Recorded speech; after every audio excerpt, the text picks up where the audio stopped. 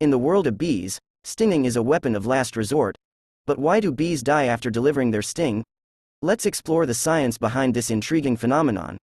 Bees are equipped with a specialized stinger, a barbed weapon designed to defend the hive. When a bee stings, it pierces the target and delivers venom. However, the barbed stinger lodges into the victim's skin.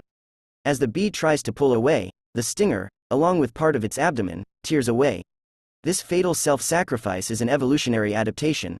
The detached abdomen continues to pump venom, deterring predators. Unfortunately, the bee's sacrifice is ultimate. The loss of vital organs leads to its death. It's a poignant reminder of nature's intricate balance, where survival sometimes demands the highest price.